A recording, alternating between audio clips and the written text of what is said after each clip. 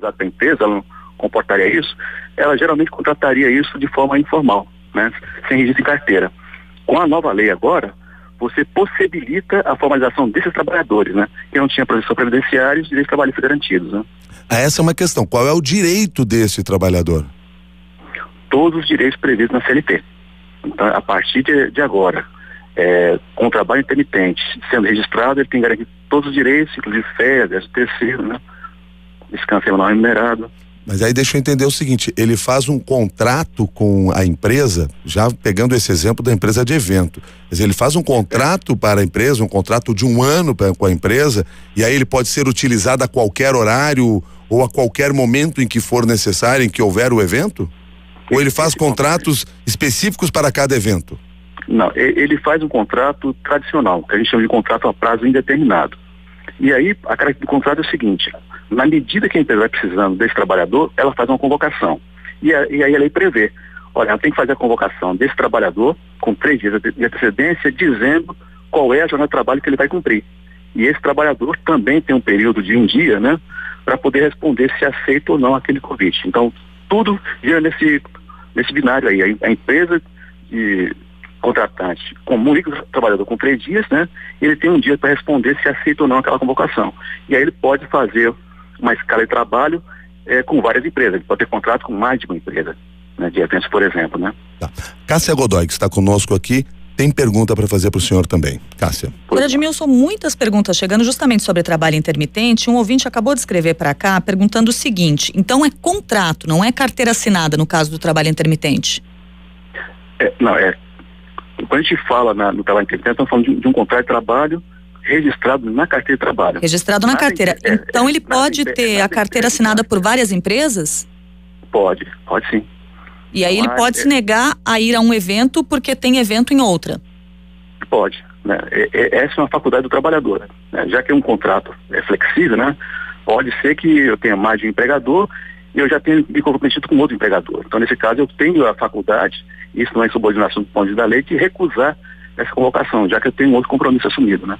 E em relação à remuneração do trabalho intermitente, como ela vai ser calculada para que não haja abusos? Olha, é necessário dizer que todo trabalhador está protegido pela lei do salário mínimo. No caso do trabalho intermitente, pelo menos é garantido o salário mínimo hora para ele, né? No caso das categorias que têm acordo com a convenção coletiva, também prevalece esse piso salarial previsto para a categoria, né? Quando eu penso, por exemplo, na questão de um garçom num bar. Então, ele vai ter que ser remunerado com base no piso do garçom do setor de hotelaria. Perfeito. Agora, uma outra questão aqui, que é a discussão em torno do acordado sobre o legislado. O senhor falou em acordo coletivo. Como é que ficam os acordos coletivos, os acordos, por exemplo, de um sindicato de empregados com um sindicato de empregador? Isso se sobrepõe a um acordo que possa ser feito dentro da empresa ou não? Milton, a gente tem que ver o seguinte: a lei, quando fala da questão da negociação coletiva, ela estabelece que ela tem prevalência em relação à lei, né? Então, por exemplo, se eu tiver um contrato coletivo firmado entre empresas e sindicatos e a duração dele é de 2 anos, que é o mais permitido, eu posso rever esse contrato a qualquer tempo, né? Então, qualquer contrato que eu fizer, por exemplo, se eu fiz um contrato coletivo anteriormente, né, na vigência da lei anterior, e se eu quiser fazer um novo contrato coletivo, ampliando a minha capacidade de negociação além daquilo que prevê a lei, eu vou ter que fazer uma nova pactuação com a empresa. Eu tenho essa faculdade, mas eu preciso negociar, empresa, ou eu sindicato de empresa, com os trabalhadores para revisar esse acordo coletivo, né, para que tenha força, para que ele possa prevalecer em relação à lei e poder tratar de questões que hoje ainda não são permitidas pela legislação presente, né? Em qualquer uma dessas negociações, nada toca a questão do salário mínimo, fundo de garantia, 13º salário. Isso, a própria lei trata lá, estabelece 30 itens aonde a negociação coletiva não pode adentrar. É vedado que ela adentre. Então tá aí salário mínimo, a questão do descanso semanal remunerado, a questão do trabalho noturno, hora extra. Então são esses itens que não são permitidos à convenção coletiva e ao acordo coletivo extrapolar os limites legais. Tem que observar e não é permitido tratar esse assunto, suprimir ou reduzir esses direitos, né? Temos muitas perguntas também, Admilson, em relação às pessoas que estão contratadas hoje no sistema que nós temos até esta sexta-feira e como que fica a situação destas pessoas a partir da entrada em vigor destas regras. Tem de haver, então, um acordo coletivo para que as novas regras sejam aplicadas aos contratos desses trabalhadores? Cássia, é importante a gente separar a questão do acordo coletivo e o contrato individual normal de trabalho, né? Os acordos coletivos, né, firmados, que já estão em vigência, para eles poderem ser adaptados à nova lei, eles têm que fazer uma repactuação a qualquer tempo, né? Mas um contrato de trabalho normal, não regido por acordo coletivo, né, firmado entre a empresa e o trabalhador, em que tenha como referência os direitos trabalhistas previstos na CLT, esses contratos individuais, a partir de amanhã, já assumem todas as novas regras estabelecidas pela Lei 3467, que é a modernização trabalhista. Então, automaticamente, esses direitos que estão sendo alterados pela lei já passam a vigir a partir de amanhã. Por exemplo, vamos pegar a situação de um trabalho em regime de tempo parcial. Eu fui contratado para trabalhar 22 horas semanais.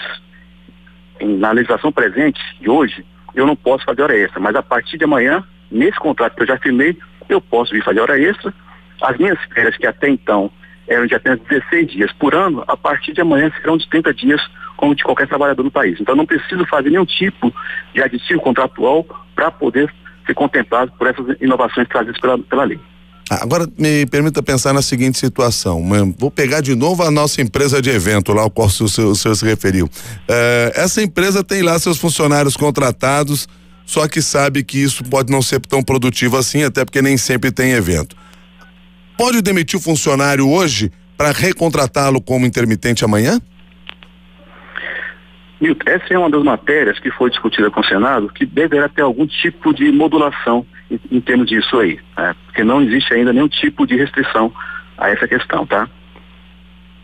Então isso ainda vai depender de uma discussão. Até porque o que se percebe conversando com diferentes pessoas de diferentes setores é que sim, há muitas dúvidas ainda e há muitos fatores que serão questionados na justiça. Toda lei nova gera dúvidas, né? E você tem um período aí de adaptação, né? E essas dúvidas já tem que ser sanando na medida do possível, né? Nossa expectativa é primeiro ver como é que o mercado de trabalho se ajusta às novas regras, se vai haver algum tipo de incompreensão que precise de algum ato de esclarecimento, e se for necessário, através de uma portaria do Ministério ou um decreto do presidente, a gente virá esclarecer esses pontos. Mas a nossa visão é que a lei, da forma que está posta, ela é auto-aplicável, né? E que nós temos que ver meramente essa questão de como os agentes econômicos e os trabalhadores e empregadores aplicarão a lei e se vai haver algum tipo de dúvida mais que demande algum tipo de orientação mais à frente por parte do Estado, né? O senhor falou a respeito da possibilidade dessa modulação da legislação em relação ao trabalho intermitente, se pode demitir uma pessoa e contratá-la em seguida pelo regime intermitente. Quais são os outros pontos dessa legislação que ainda devem ser alvo dessa modulação, seja por decreto, portaria ou até por medida provisória? Por exemplo, a questão do trabalho insalubre para mulheres grávidas e para mulheres que amamentam. Isso também deve ser alvo ainda de alguma regulamentação? Olha, quando eu falei nessa questão da modulação, era basicamente em função de, quando o projeto tramitou no Senado, foi feito um acordo com os senadores de se tratar de alguns pontos mais à frente, né? Então, esse assunto, como fica na esfera mais do presidente, do ministro do Trabalho, a gente tem que esperar para ver como vai ser conduzido. Então, aqueles pontos que foram discutidos com o Senado, quando foi votado o projeto de lei, o PLC 38, né, deverão ser tratados pelo governo mais à frente e essas questões serão mais esclarecidas no momento oportuno, né? Certo. Admilson Moreira, nós estamos conversando com o Admilson Moreira, que é coordenador do grupo de trabalho sobre a reforma trabalhista do Ministério do Trabalho. Admilson, há mudanças nas regras com os empregados domésticos e diaristas? Milton, quando a gente olha a CLT no artigo 7º, ela estabelece a que segmentos ela se aplica. E lá no 7º ele é claro, quando fala da questão do trabalhador doméstico e do rural, remete à legislação especial. E no caso específico doméstico, ele é tratado na Lei Complementar 150. Né? Então, a CLT ao doméstico só se aplica de forma complementar, de uma subsidiária. Então, o doméstico é uma categoria à parte, tratado numa lei especial, que é a Lei Complementar 150. Então, fundamentalmente, não há uma mudança das pessoas, das famílias que tenham contratos lá com empregadas domésticas ou empregados domésticos, assinado em carteira, não haverá uma mudança imediata nisso. Continua valendo o que está previsto na Lei Complementar 150, dessas categorias, que é uma lei bastante extensa e bem detalhada que regulamenta o trabalho doméstico, né? Perfeito. Uma outra questão, imposto sindical. Como fica essa cena, como é que fica esse cenário agora a partir da nova regra? Não há mais a cobrança do imposto sindical, é isso? Não, o imposto sindical continua existindo, tá? O que mudou é a questão da compulsoriedade. Atualmente, todos os trabalhadores de todas as empresas são obrigados a recolher o imposto sindical, né?